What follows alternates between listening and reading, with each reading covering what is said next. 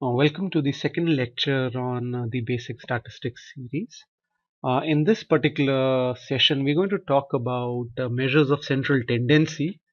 The specifically, we're going to talk about mean, median, mode. So these are all measures of central tendency, and as the term suggests, central tendency talks about figuring out what is the center of any particular variable, what is the central value, what is that particular value of the variable which best gives us an idea of the range or the weight of that particular variable, if I can use that term. An example of this could be, let's say I want to calculate in this car sales data set. I've got the horsepower of each of these models in my data set. So what is the average horsepower of the cars in my particular data set, or what is the median horsepower, or what is the mode horsepower, right?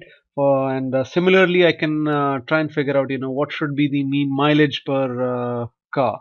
And if I want to do a little bit more analysis, I could figure out what is the mean mileage of Audis versus BMWs, or which particular model or which particular manufacturer tends to put more horsepower in their particular car, right? So for all of this, I need to calculate the central tendency. Now, the central tendency term that we are most familiar with is typically the mean or the average value. And to calculate the average value, I don't need to cover this, but we would have already know it. We simply add up all the terms in that particular variable. So for example, I would add up everything in column H and then divide by the count of observations I have in that particular data set. That would give me the average value. In Excel, it's very easy to calculate descriptive stats. I simply put in the formula. I select the whole variable in one shot, and I get the average horsepower. So the average horsepower of this particular data set is 185 horsepower. If I want to calculate the average mileage, I can simply drag the selection over to the mileage column, and I get the average mileage is 23.85 miles per gallon, and so on. Now, if I want to calculate the average manufacturer, right? So we've got manufacturers such as Audi, Buick, BMWs, Cadillacs, etc. Can I actually calculate what is the average manufacturer in this particular data set? And it doesn't compute. Now, there's a reason why it doesn't compute. Now, horsepower, if I want to classify it as the kind of variable it is, it's a ratio scale variable. That means it's got direction, it's got magnitude. I can actually do operations like addition, subtraction, multiplication, and division on this. But I cannot do similar mathematical operations on the manufacturer variable. And we've covered this in our previous lecture. Because manufacturer is a categorical variable, it's a nominal scale variable. There is no direction, there is no magnitude. I cannot do an operation such as Acura plus Audi, or a BMW minus Buick, or if I add up Buick, Cadillac, and Audi and divide by Acura, it's not going to give me anything meaningful. If there is no direction, if there is no magnitude, I cannot calculate the average value on that particular variable. So this kind of restricts the operations or on the kinds of variables mean can be used on. And if you look at this particular table, we can use mean only on variables which are interval or ratio scale variables. That means they must have direction, they must have magnitude. I should be able to plot them on a vector scale, or I should be able to convert that data set onto an n-dimensional graph. That's the only way I'll be able to calculate the mean of a variable in the strictest sense. But how do I talk about the variables on which we cannot calculate mean? Is there some other measure of central tendency that we can use? And there are obviously other measures of central tendency. So we've got median and mode. So how do we actually calculate the median of a variable? Median means the center point of the variable or the 50th percentile observation. By 50th percentile, it means figuring out the observation from which half of the data set is above that and half of the data set is below that. And if I want to calculate the median value for, let's say, horsepower, so I know this particular data set has got about 153 observations. So what I'm going to do is I'm going to sort this data set by horsepower. and it doesn't matter while calculating the median of the variable. You can sort smallest to largest or largest to smallest. It is the same thing. So I'm going to calculate largest to smallest. So if I have got 153 observations, so what should be the middle observation? It's very simple. I'm going to simply divide 153 by 2. So it gives me 76.5. So it doesn't mean anything, right? I'm going to go and jump to the 77th observation. So let's go. So over here I've got the 77th observation. So I have, from this particular observation, I've got 76 observations in which the horsepower is greater than the 76th observation. Then I've got another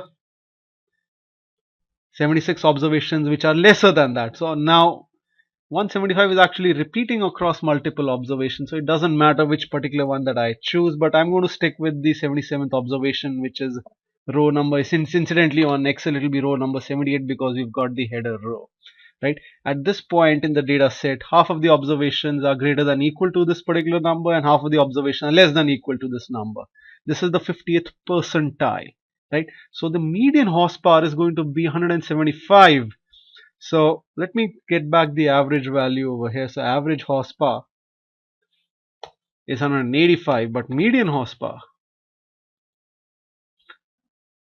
and I hope it comes out to be 175, otherwise it will be a pain to edit this video. There it is. No reason it shouldn't have been, but it's always nice to see Excel agreeing with you.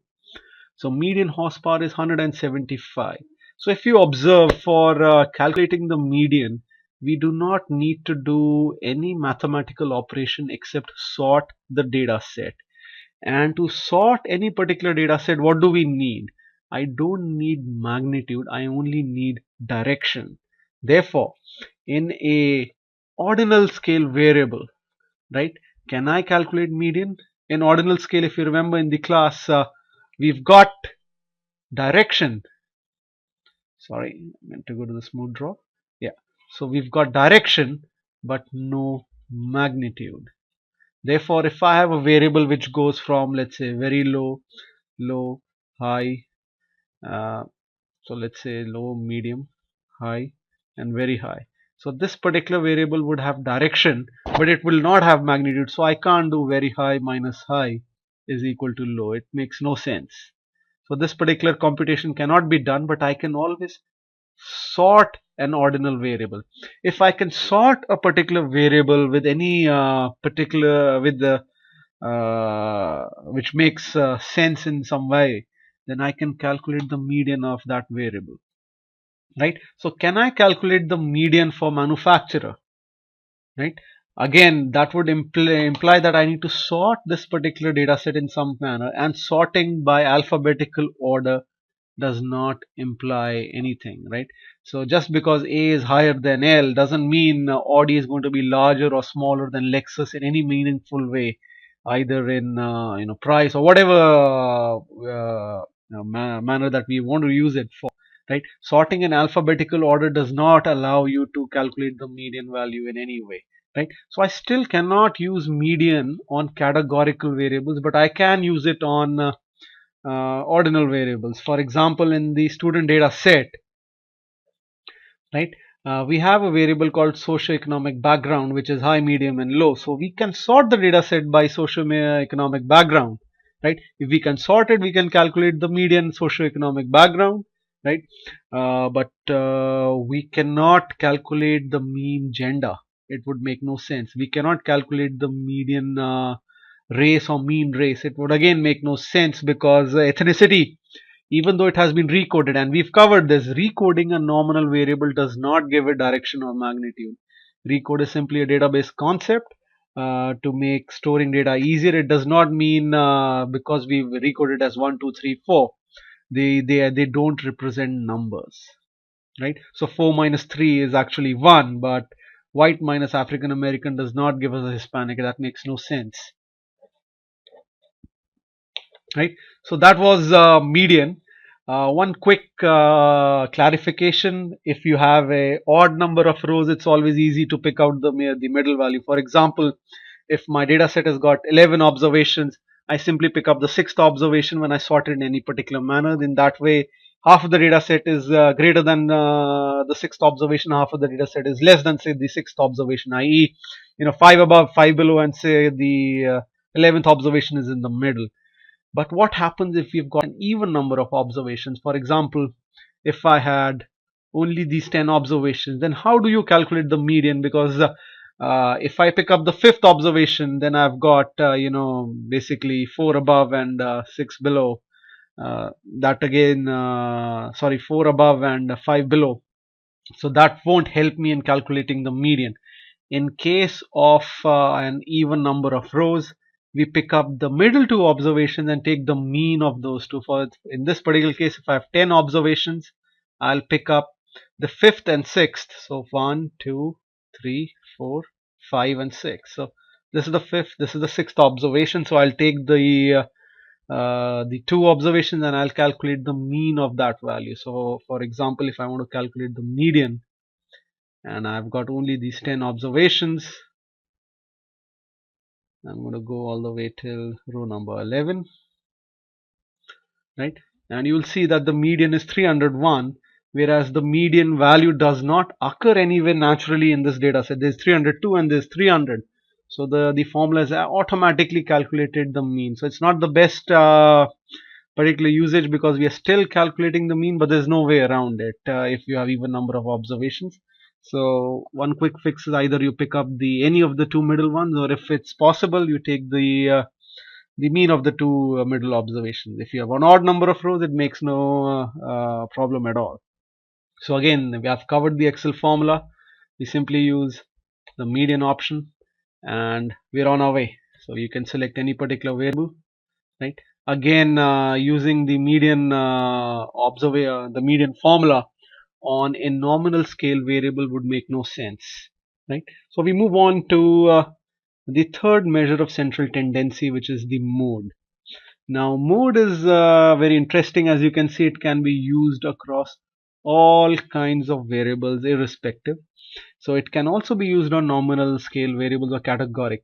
So how is mode calculated? Mode is nothing but the value which occurs the most often. For example, I'm going to use this data set and I'm going to simply pivot out the columns, right? More specifically, I'm going to pivot out manufacturer, right? And I'm going to calculate the frequency against each of these observations, right? So you can see all the observations, we've got 153 total observations, and the column B tells me how many times does Ford occur in the data set, or how many times does Dodge occur in the data set. I'm going to sort this pivoted out table by the count of manufacturers, largest to smallest. I figure out that Ford occurs the most commonly, or not most common, I would say the repeats the most often in the data set. Therefore the mode manufacturer is Ford, and if I